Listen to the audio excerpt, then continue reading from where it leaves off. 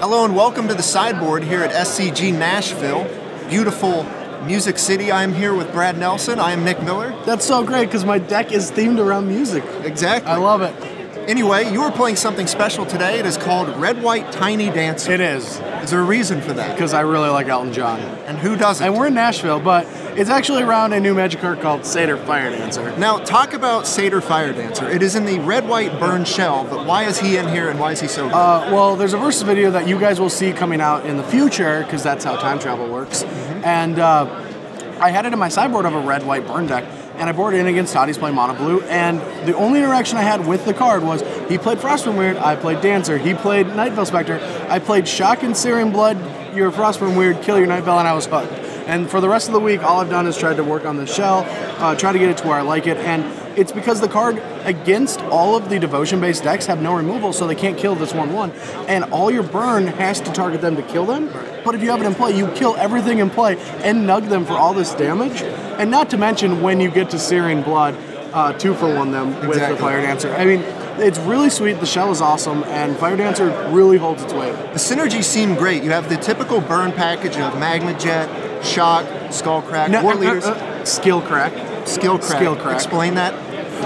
It's just, I was talking to Glenjamin Jones, I know, I miss him too, and my phone autocorrected. I'm like, well, I am playing Skull Crack, and autocorrected to Skill Crack, and now I just think it's like the best name for the card, because like, it's like, play your card, I'm like, Skill Crack you.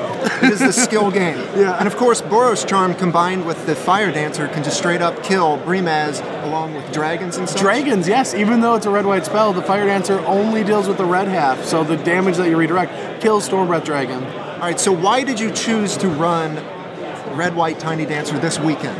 Well, I mean, I'm leaving after this weekend to go test for the Pro Tour. And when you get to a new format, people are going to play new cards. They're going to try a lot of stuff. They might even like pull out cards that weren't good before that they think might be good now. So a lot of the decks are going to be clunky. And if that's the case, I just want to burn them out. And I just want to be aggressive. Also, people are more worried about killing creatures and playing their big creatures. And they're not really playing a lot of life game. They're just trying to put stuff on the board. So if they don't have removal, they can't beat Fire Dancer. Like, no one can beat Fire Dancer. Except blue-white, but it doesn't matter in that matchup anyway. Right, and we'll bring that up in the sideboard. So what are your good and bad matchups for this weekend? I think most green-based Nykthos decks are bad, because if they get an early Polar Krynos, I need a Chain to the Rocks out of the sideboard, or a double burn spell with Fire Dancer play, but sometimes I just don't have enough mana in play by them. But on the play, I think the matchup's good. Any of the red-based devotion and the Wait Weenie decks I think are good. I don't know about green-white, but I'm assuming that after sideboard it should be okay as long as Brimaz doesn't get out of control. And I do have enough burn and removal spells. Like I have Chain to the Rocks and Amazing Mortars after sideboard, and if I ever lead with a Fire Dancer, I should be able to like nug that out of the way. Right. Along with War Leading Sea Leaks when I'm on the play. But other than that, like, I think the deck has very good matchups against everything except mono blue game 1 and on the draw against green devotion. I have high hopes for the weekend. Other than the Fire Dancer, the creatures, or Chandra's Phoenix and Young Pyromancer, you getting to give CVM's token a little love? Yeah, like when my token, my Beast token came out, I had a lot of love. I saw myself on camera a lot. Well, you know, he took Elemental, and that was probably a good choice, but no one's really playing Young Pyromancer, so I decided to throw him some love and play with, you know, my homeboy. So we've got Searing Blood and Satyr Fire Dancer out of Born of the Gods, but the card I want to talk about out of Born of the Gods is in the sideboard, and that's Oracle of Bones. Now, Oracle of Bones is paired with Toil and Trouble. Explain that. Well, reasons? I don't know. Like, I think Oracle Bones is like a good anti-control card when they interact, because we have 4 Fire Drinker Satyrs at the board against mono black and blue white, and so the goal is for them to have to interact with a Satyr or a Young Pyromancer or Chandra's Phoenix and tap out for Detention Sphere, Supreme Verdict Jace. And then when I play Oracle of Bones, I want a spell in my deck that punishes them for not tributing, because like I would want them to tribute and I just hit them for 5, and that's a lot of damage out of a burn deck. Yeah. But if they do choose not to pay tribute, I can Toil and Trouble, and because I get to play for free, I get to fuse it, and I can either draw 2 cards and deal them damage for their hand, or let them draw 2 cards then deal damage to their hand. And it's a very powerful effect early in the game. Like, best case scenario, you deal them like 14 on turn 4, you know? Pretty good scenario, I would say.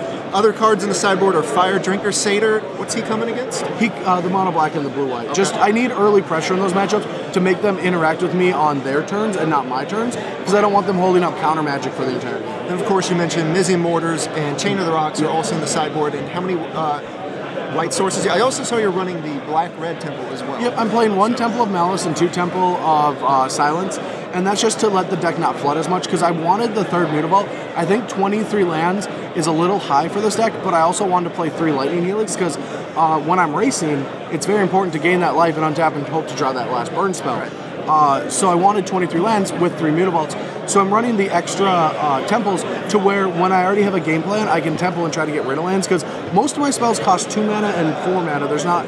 Chandra Phoenix is the only 3 drop in the main. So I only have Helix on the top end, and everything else is 2 drop. So sometimes I'll just want to get stuck on 3 to 5 mana, 5 being against control decks where they, mono black kills my Phoenix, I burn them, I get my Phoenix back attack. They kill it, I burn them, I get it back. Seems pretty good. Now you're 2-0. What have you played so far? I played blue, white, and mono black. And if you had your choice, what would you play all day? Mono black, all day, every day. Maybe even I want a white weenie in there just to my goal in a magical Christmas world is to be on camera against an aggressive deck and just turn 2 Satyr and let you all enjoy what I've been doing for the entire week. Well, it's great seeing you play mono red. In Baltimore, we got to see Shaheen Sarani play mono red Blitz for the first time. And the funny thing is, that weekend, I already played a lot of mono red Blitz, and I built Naya Blitz a long time ago. But that was the first weekend where I ever played Sphinx's Rev in a tournament. So we did not collaborate at all. We just switched roles that weekend, and I went 8-0-2, and I think I saw him side drafting at round 5. So let's see who had it better a year ago. Figured it out a long time ago. Let's hope to see you not side drafting in the future. And good luck for the rest of the round. And thank you so much. We'll see you later in the sideboard at SCG Nashville.